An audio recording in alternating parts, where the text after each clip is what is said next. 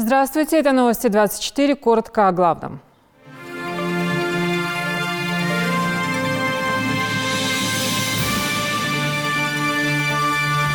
Здесь еще неделю назад была арка из камней. И вот что сейчас осталось. Объекты ЮНЕСКО под угрозой. Враги рядом, возможно, среди нас. Башенные комплексы в Бейни пострадали от вандалов. Эксперимент по взиманию налога на профессиональный доход распространен еще в 19 регионах страны.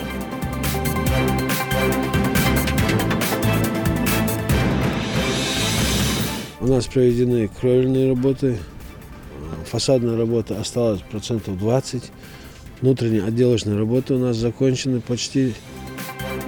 В селении Троицкое возводят 2 социальных объекта – амбулаторию и детский сад на 220 малышей. В четвертьфинале досрочно кварту алырсы, в полуфинале пачка кварту алырсы, халер полуфинал. Юный боксер Алаудин Хашиев стал серебряным призером 30-х всероссийских соревнований по боксу. Мы хотим максимально постараться, чтобы сохранить те направления ремесел, то, что у нас есть, и будем развивать те, которые у нас потеряны. Их руки создают искусство. Ярмарка «Город мастеров» сегодня прошла в Карабулаке.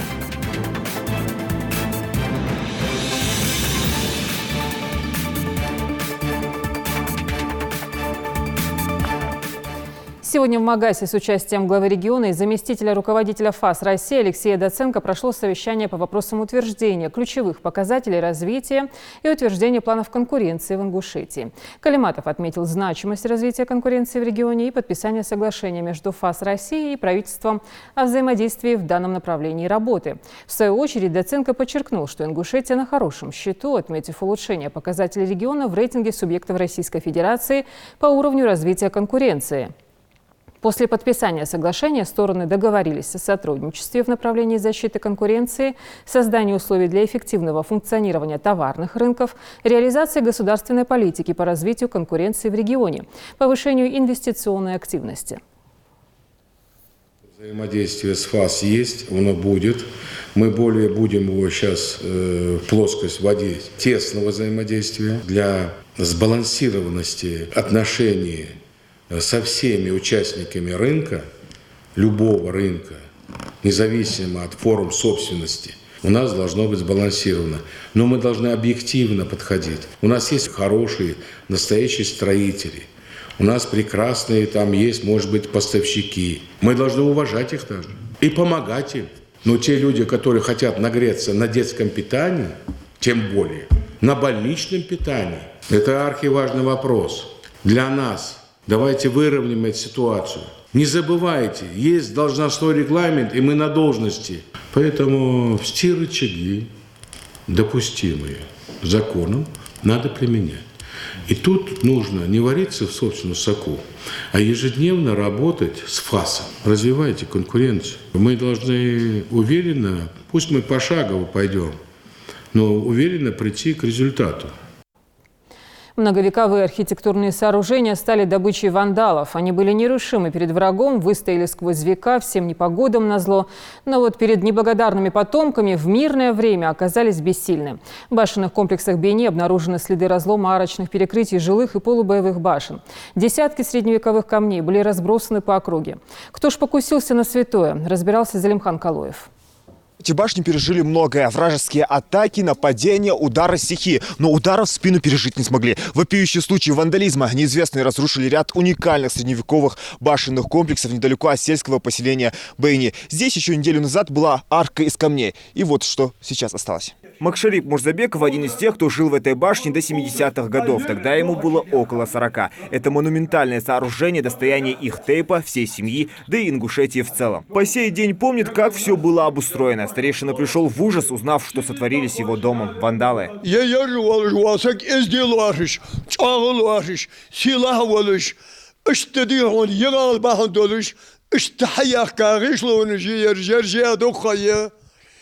Oğuzlar kır bakır vasak deli oljuat. Galay kamır sagvat, yahyolu sagvat, konakvat sagvat ya demsom. Sagbo sagu dedat. Oğuzlar kır bakır sagu kaç doğudu. Kaç doğuru yeri tadı. Zaten az oku. Yerim o yorjametki bir tol kır bak. Yerim hatta yejlas mi yer dey boluşmi. Yer haykalıçı sagu ili şiş sagval vesam sali. Sagu iliyes, şikar sakar sıyal soğuketler yarsun düşen sakşiş dagvali tomudar hadedat. Башенный комплекс Байни расположен на южном склоне Столовой горы и включает в себя 8 жилых башен с различными пристройками и каменными оборонительными стенами. Из них 4 Мурзабековых, 3 Шаухаловых и 1 Келиговых. Камни от арочных проемов грабители выбирали не просто так. Если их вытащить, то башня в скором времени может разрушиться. О том, что все это спланированная операция, представители ТЭПов не сомневаются, поскольку вандалы оставили и следы незавершенной работы.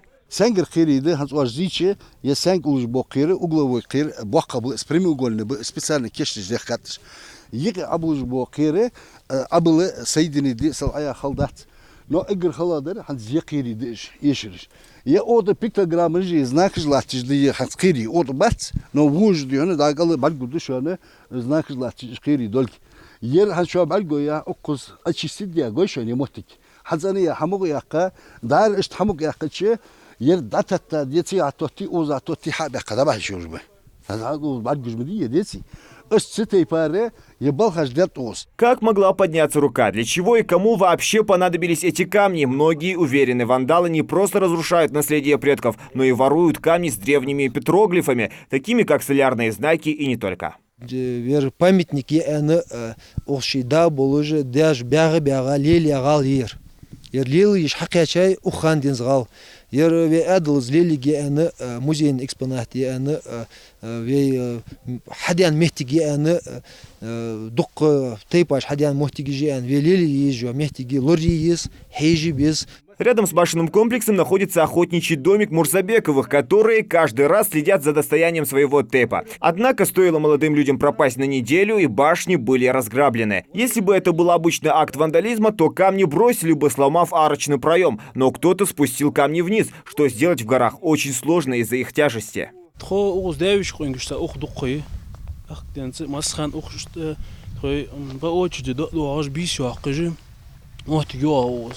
يقيري أوز أمل داد حل ده عمل داد قيري أوز تكير خدق أوز دو حلقة خندا سير شيء قير خول زمك ما يمثل قيري خندا أوز حنا دادش يدعي حقين داد سار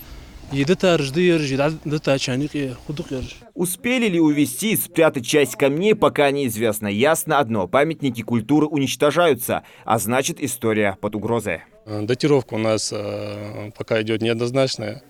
В таких случаях мы берем все сведения всех историков, которые в различные периоды выдвигали свои версии по датировке данных памятников. И общая датировка для архитектурных комплексов Горной Ингушетии у нас предварительно идет, начиная именно на башне с 12 вплоть до 18 века. Конечно, у нас на территории Чарасского района есть и памятники, которым больше возраст. Это храмы, это захоронения, которые датируются довольно ранним периодом, чем сами башни. والله چما واخ جوسق غلغا ملور شيملور حبينا يغاليو جوسق ازويدي تر ملق حيقات تي حصر اقوج دي هنا تخان خلص خان حبا بخاج دير وددقي داير حباقره سوسياسيون اس حضر سوخاس ناخا ديان سقيري ديالخ كيرا دي هنا يوز بالبيجبر يبلخاج سدش بقى بقول والله وقت يبور أخشى دلي يقشول قادلي غلاج دي هنا не غلاج يتشبع. Это же история всего нашего народа. Это дома, получается, нашего народа. И очень тяжело осознавать, что люди, которые должны заботиться об этих башнях, ведь они охраняют все ЮНЕСКО, насколько мы знаем, что они в таком плачевном состоянии. Тяжело. Если им все равно, то нам не все равно, будем сами как-то своими силами защищать но этих людей надо наказать. Человек, который совершил вот это акт вандализма, а может быть и не акт вандализма, а преступление.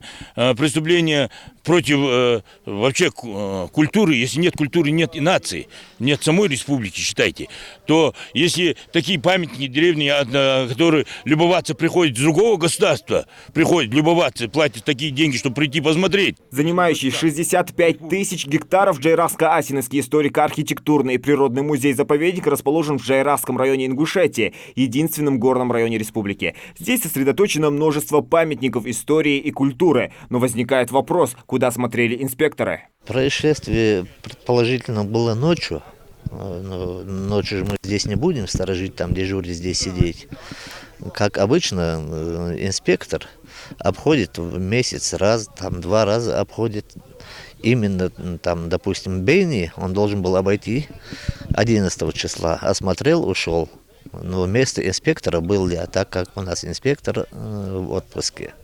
Осмотрел в среду, я осмотрел здесь визуально, при визуальном осмотре все было нормально. То есть в среду не было этих пропаж, да? Этих разрешений, этого следов вандализма не было в среду. За дело уже взялись правоохранительные органы, которые занимаются раскрытием преступления. Виновные понесут уголовную ответственность. Так или иначе, скрыться не получится. Местные жители говорят, ночью здесь бывает гробовая тишина, поэтому такой шум просто не могли не услышать. Зелимхан Калоев, Асхаб Белакиев, Новости 24. Специалисты филиала Россети «Северный Кавказ» «Ингушэнерго» продолжают комплекс мероприятий по восстановлению электроснабжения части Малгобекского района. Напомним, сегодня ночью отключилась воздушная линия Плиево-Вознесеновская-2 с отпайкой на подстанцию Чулуки. И без света остались более 50 тысяч человек. На осмотр линии протяженностью порядка 33 километров и проведение необходимых работ были направлены 3 аварийно-ремонтные бригады. Компания – это 25 специалистов и 7 единиц техники. Работы продолжались всю ночь. К 9 утра подача энергии была в большую часть домов восстановлена. Без электроснабжения оставались 3 населенных пункта – Верхний, Средний и Нижний Чулуки. В 15:05 свет подали в Средние Чулуки. 30 специалистов энергокомпании продолжают работать без перерывов. Заканчивается работа по подведению резервной линии для запитки по резервному источнику оставшиеся населенные пункты. Аварийная работа не прекращается. Значит, у нас ведется работа по монтажу нового силового трансформатора. Я думаю, в ближайшее время мы закончим установку и монтаж и пуск-наладку данного трансформатора. И как только что стало известно, подача электроэнергии в Малгобекском районе возобновлена полностью. Президент России Владимир Путин подписал закон, который расширит эксперимент по взиманию налога на профессиональный доход еще в 19 регионах страны. Соответствующий документ опубликован на портале правовой информации. Сейчас эксперимент со специальным налоговым режимом для самозанятых действует в Москве, Московской и Калужской областях. Также в Татарстане. Ставки по такому режиму составляют 4% от доходов, полученных от физлиц, и 6% от юридических. Налоговая ставка в течение всего эксперимента не меняется. Нелегальные объекты налогообложения сегодня проверяли в Карабулаке и в Сунже. Рейд был организован сотрудниками городской администрации и налоговой инспекции. Выявляли бизнесменов, не узаконивших свою деятельность и, соответственно, не оплачивающих налоги. Все подробности у Жаридат Халухоевой. Через налоговые службы проходят почти все деньги мира, по крайней мере, весь легальный оборот. Однако подавляющее большинство компаний не спешат легализовать свою экономическую деятельность. В связи с этим властями Ингушетии создана межведомственная комиссия для увеличения собираемости налогов и недопущения нарушений налогового законодательства. Впрочем, нарушений надзорные органы выявляют больше, чем хотелось бы. Явно они видны в этой столовой. Никаких документов у работников нет. Как, впрочем, и знания, является ли их деятельность законной. Волс предупреждали несколько раз. План штрафа за незаконную деятельность. Проверяющие объясняют, к ним претензий нет. Просто сама торговая точка на учете не состоит. Хозяин кафе, которого нет на месте, не зарегистрирован как индивидуальный предприниматель. Потому и наставления сегодня прозвучали в адрес работников, которые наверняка дойдут и до хозяина. Применяем штрафные санкции, предусмотренные Кодексом административных правонарушений.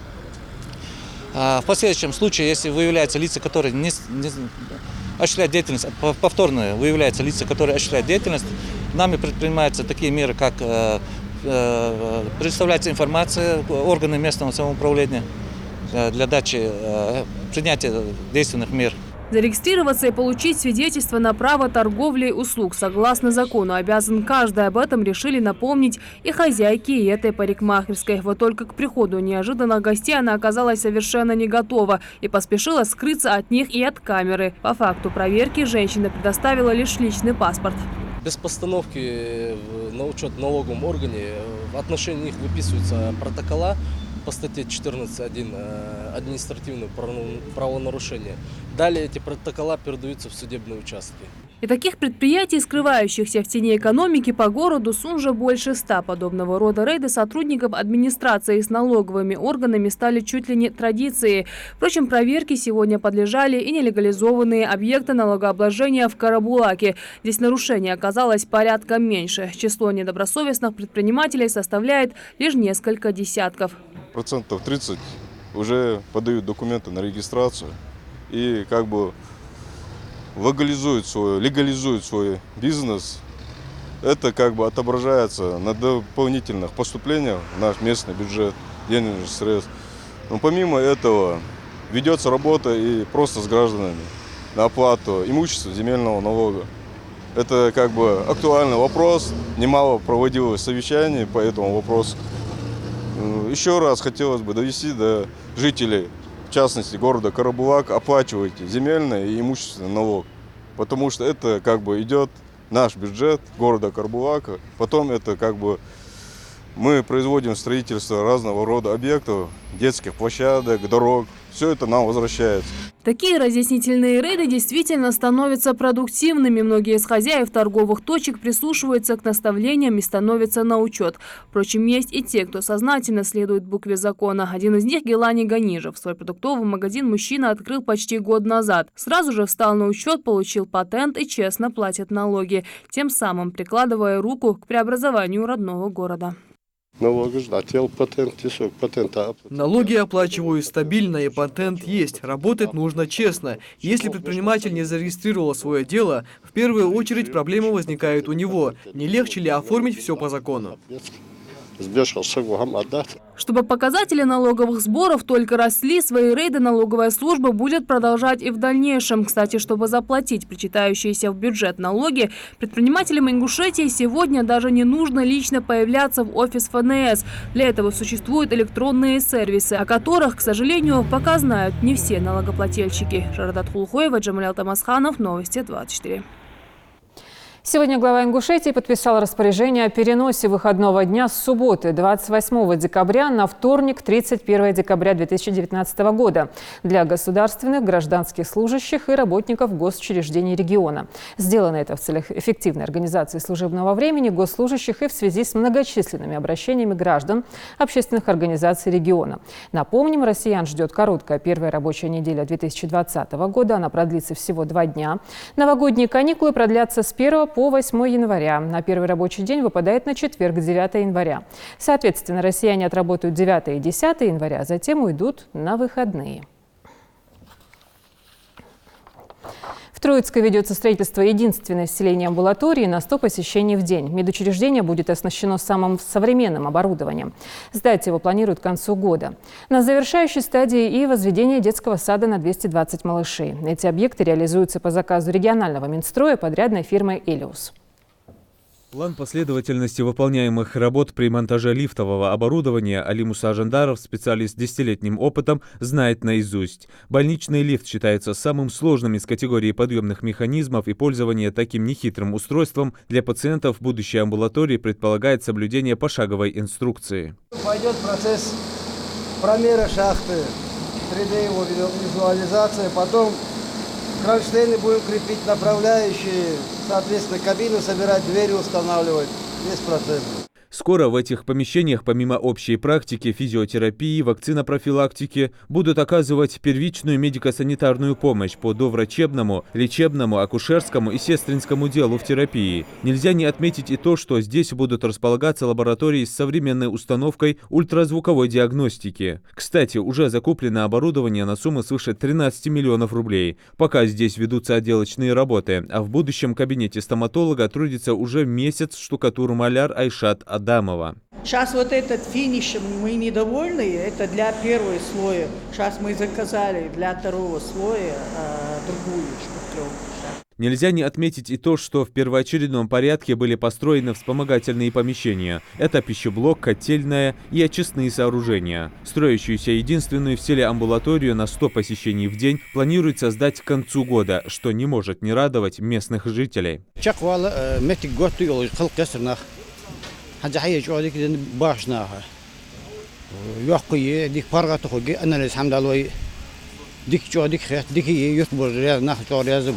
Этот объект не единственный, сдачи которого с нетерпением ждут в Троицком. Об этом свидетельствует и паспорт строящегося дошкольного учреждения. Детский сад рассчитан на 220 малышей. У нас проведены кровельные работы, фасадная работа осталась процентов 20, внутренние отделочные работы у нас закончены почти, примерно осталось 10-15% работы. Полностью подведены все наружные коммуникации, очистные сооружения сделаны, отопительные сооружения, котельная, электрощитовая полностью установлена, все уже на стадии, на рабочем состоянии.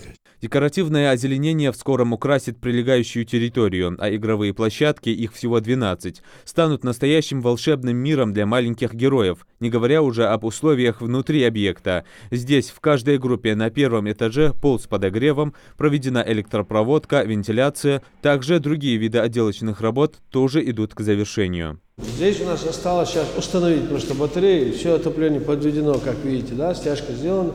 Остались подоконники, батареи и входные двери, межкомнатные двери, плюс розетки. Поднимаясь на 3-й этаж, наша съемочная группа застала мастера-плитоукладчика за усердной работой. На всех 3 этажах в обоих блоках он уже успел завершить ее. На вопрос, не окажется ли такое покрытие скользким для малышей, Магомед Сичоев отвечает уверенно. Специально была подобрана вот эта плитка, чтобы ноги по ней не скользили. Ступенчатая плитка выбрана специально для этого. Чтобы дети не подскальзывались. Да, чтобы дети не подскальзывались. Особенно, чтобы малыши здесь ходили свободно, без травм обошлись. Все. Объект должен разгрузить 2 дошкольных учреждения в селе, один из которых построен еще в 60-х годах. Исуп Гелисханов, Адам Мережков, Магомед Шаухалов, Новости 24. Самые востребованные профессии в России в 2020 году назвали эксперты портала работы.ру. В ближайшей перспективе будет расти потребность в узкопрофильных кандидатах с высоким уровнем профессиональных навыков. Работники сфер онлайн-маркетинга, производства информационных технологий, управления персоналом. А вот среди массовых специальностей наиболее востребованными станут водители, рабочие, повара, продавцы и курьеры. Наш юный боксер Алаудин Хашиев стал серебряным призером 30-х всероссийских соревнований по боксу. Турнир проходил в Москве. Поединки были посвящены заслуженному тренеру СССР Борису Грекову. Подробно о том, как проявил себя наш земляк, расскажет наш корреспондент. Самолет с настоящим богатырем на борту только успел приземлиться в воздушной гавани родной для боксера республики, как его у входа встречают братья. Алаудин Хашиев сумел не просто отличиться на 30-х всероссийских соревнованиях по боксу, но и впечатлить судей в четвертьфинале, где 13-летний спортсмен в весовой категории 105 килограмм маневрировал на ринге дерзко и бескомпромиссно. В четвертьфинале досрочно кварту алырсы, в полуфинале пачка кварту алырсы, халер полуфинал. Заслуженный тренер СССР Борис Греков запомнился в мире спорта, в частности бокса, своим специальным подходом к юношескому спорту. И вот 15 декабря на соревнованиях в честь него боксеры 2006-2007 годов рождения вышли на ринг. Это лучшие из лучших со всей России, и среди них наш титулованный юниор, которого так ярко выделил комментатор. Победитель первенства Северо-Кавказского федерального округа этого года, участник первенства России, воспитанник тренеров Исы Бекова и Марата Хадзиева. Добро пожаловать в синий угол ринга боксер из Ингушетии Алаудин Хашиев. Финальный поединок Алаудина, если и начался под его диктовку, то в конце, уже в шаге от победного пьедестала, со счетом 2-1 он уступил спортсмену из Москвы. Отмечая некоторые возможные пробелы в своей тренировке, он уверенно отвечает, это только подтолкнуло его на следующий турнир. Уже через пару месяцев он придет уже с дополненными навыками. В финале с финалистом России боксировал. Со счетом 2-1 отдали ему. Алхамдулилlah, через 1,5 месяца еще соревнования будут. Встретить титулованного брата в аэропорту с самого утра пришел и Магомед Миржоев. По его словам, Алаудин после усердных тренировок в зале не забывает о них, даже вернувшись домой. Талантливого, на ринге бодряюсь, без страха лет. Спокойно, дикеньку. Усердно заниматься живо. Скромный боец Алаудин Хашиев, прославивший ингушский бокс за пределами республики, только набирает обороты. Идрис Ижиев, Адам Мережков, Магомед Белакиев, Новости 24. Путешествие в город мастеров. Ярмарка художественных промыслов прошла сегодня в Карабулаке. Ассоциация ремесленников Ингушетии вновь распахнула свои двери для всех желающих. Мероприятие организовано в медико-технологическом колледже. Каждый желающий мог поучаствовать в мастер-классах. Хава Гагиева с подробностями. Встретиться с ведущими ингушскими умельцами и собрать башню-конструктор сегодня это стало возможно благодаря ярмарке, где бывалые ремесленники не только демонстрируют свои изделия, но и с радостью поделятся своими знаниями. Для Асет Тимурзиевой занятие бисероплетением уже стало частью ее жизни. У девушки нарушение зрения, но несмотря на это, она создает превосходные композиции. Хотя говорит о них совсем скромно. 6 лет назад она решила научиться этому мастерству и ни разу не пожалела. Надумалась это я в центре, где был центр для слепых и слабовидящих. Там пришла замечательная женщина, Дуркива Мака.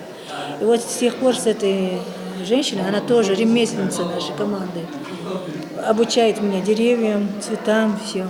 И сначала я подумала, что не получится, но получилось. Я уже и деревья делаю теперь.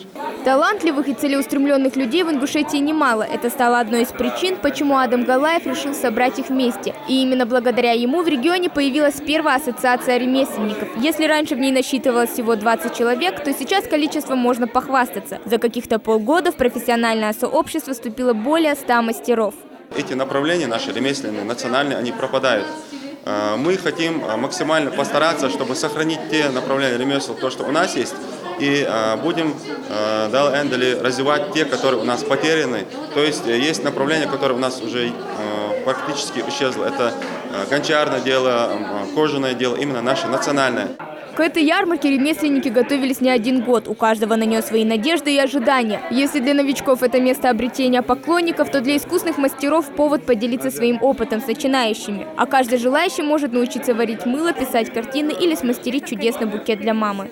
Это композиция ягоды, которые произрастают у нас в Ингушетии. Здесь облепиха, мушмула, калина, тутовник, шелковица и черноплодная рябинка. Хочу отметить, что мушмулу полностью я разрабатывала сама, как ее изготавливать. Полностью мой авторский мастер-класс, можно сказать. Найти занятия по душе всегда сложно, особенно если твои глаза разбегаются при виде огромного количества красоты. На этот случай ассоциация имеет свой козырь. Это экскурсовод, который не только покажет вам изделия, но также и расскажет историю создания и замысел автора. Я вижу, как мне горят глаза. Потом они пойдут домой, им будет интересно, и для этого у нас будут мастер-классы проводиться по разным направлениям. У них будет большая возможность научиться всему этому, и они сами теперь уже смогут это все сделать. А ведь еще недавно проводить такие выставки было затруднительно для ассоциации ремесленников. Приходилось кочевать с места на место, у них не было своей крыши над головой. Теперь же с этим проблем нет. Представить свое искусство в полной мере помог им медико-технологический колледж, который предоставил для них комфортное помещение. То, что вот видите, эта красота, она и нас чему-то учит. Нас, которые работают не по этой специальности, да. И еще подрастающее поколение, вот когда посмотрит, вот это хочется делать. У нас наши студенты принимают здесь мастер-классы, они учатся и вышивать, и рисовать, и бисероплетение. Я считаю, что это очень большая польза. Остаться в стороне не смогли и сами студенты. Собрав свою волонтерскую группу, ребята решили помочь ремесленникам. Встречали гостей, помогали в проведении мастер-классов и непосредственно принимали сами участие. Мы объясняем гостям, в чем состоит работа мастеров и что из себя это представляет. Эта конструкция Голдберга, она сделана впервые в Ингушетии. Мало из мастеров смог сделать точно такой же. И состоит в том, что вот этот шарик, начиная отсюда, этим конструкциям, он катится, обходит все это и возвращается обратно. И так по кругу. Вечно. На достигнутом ассоциация останавливаться не собирается. Впереди насыщенный год и регулярные мастер-классы. Хава Гагиева, Ахмед Гандаров, Новости 24. В физкультурно-оздоровительном комплексе селения Верхние Чулуки прошел межреспубликанский турнир по волейболу, посвященный памяти героев России. Возрастная категория от 18 и старше. За кубок смогли побороться как профессионалы, так и любители. Репортаж нашего корреспондента. 3 касания, сетка, аут. Игра сегодня предстоит непростая, но очень интересная. Первыми на площадке сошлись команды «Нальчик» и «Малгобек-1». 2 партии по 25 очков, где каждая выявит победителей этапа. Сегодня для поклонников волейбола здесь настоящее зрелище. Кто-то из великих людей сказал: кто не помнит своего прошлого, у того нет будущего. Ингушский народ бережно хранит память о своих героях, и этот волейбольный турнир посвящен им. Собралось здесь 8 команд, включая команды из Кабардино-Балкарии и Чеченской Республики. У нас этот турнир проводится первый год. Мы сейчас проводим его в этом году первый раз, но он будет традиционным. Его будем проводить каждый год сегодняшнего дня. От дисциплины и опыта зависит исход игры, и чтобы удержать счет, нужно быть начеку каждую секунду. Пока одни команды соревнуются, другие успевают понаблюдать за соперниками и оценить свои шансы на победу. Я бы отдал предпочтение, конечно, Малгобеку, но игра проходит равная, в данный момент равная игра. Очень хорошие атакующие игроки, распасовщики хорошие, но точно так же и у Нальчика есть свои распасовщики, известные нам, уже давно мы с ними сотрудничаем, играем. Команды совещаются и выстраивают стратегию игры. Профессионализм волейболистов приковывает внимание зрителей. Соперники ведут бескомпромиссную борьбу, а каждое очко поддерживается бурными аплодисментами. Борьба разыгралась не на шутку, а по итогам 2 встреч в лидеры выбилась команда из Кабардино-Балкарии. Спортсмены признаются, что победу одержали благодаря своему тренеру, который играл в амплуа доигровщика. Это самый сложный после связки, наверное. Это все, что плохо летит, все, что нужно исправлять, все ошибки, это доигровщики, это позиция доигровщиков. У них амплуа очень объемная. Надо и принимать, и подавать, и забивать, и блокировать, и в защите играть, все включается. Очередная победа – это лишь стимул идти дальше, а поддержка команды – это то, что нужно, особенно если ты единственная женщина на площадке. Интересная была игра. Своих соперников мы давно знаем, не один год встречаемся, уже на лет 5-7. Но очень приятно побороться. Всегда команды в Ингушетии, в Чечне сильные. Мы рады всегда приезжать. Приглашаем, проводим у себя турниры. Очень прекрасный спортивный комплекс. Завидуем честно, радуемся. И хотелось бы, чтобы здесь, в Республике Ингушетия, внимание уделялось и женскому волейболу. Как это у нас в республике, чтобы мы встречались и с девочками на площадке наших волейбольных спортивных залов. Здесь играют как ветераны волейбола, так и молодое поколение. По словам Исиды Урбекова, объединенные турниры очень полезны, чтобы показать, как нужно совмещать опыт и молодой энтузиазм. Спортсмен признается, что волейбол играет со школьной скамьи. Однако любовь к этому виду спорта не иссякает, несмотря на различные травмы. Конечно, мы проиграли команде Нальчика. Ну, там ребята молодые. У нас в основном это ветеранская команда была. Конечно, молодость свое взяло. Но тем не менее, я доволен игрой. Во второй партии мы почти на равных сыграли с этой командой. Это обычное дело, без травм спорт не бывает. Я уже привык к травмам. И потяжелее. Травмы были, но ничего. Главное, командный дух, состязание. Чтобы команду не подвести, нужно играть и выкладываться до конца. По итогам турнира первое место получила команда с Кабардино-Балкарии. Волейболисты Чеченской Республики заняли 2 место. Третьими стали участники из команды Малгобек-1. Турнир был интересен, а главное, спортсмены обещали вернуться вновь на площадку, чтобы волейбол заиграл яркими красками. Хава Гагиева, Асхаб Белакиев, Новости 24. Следите за новостями на канале Ингушетия и до встречи в эфире.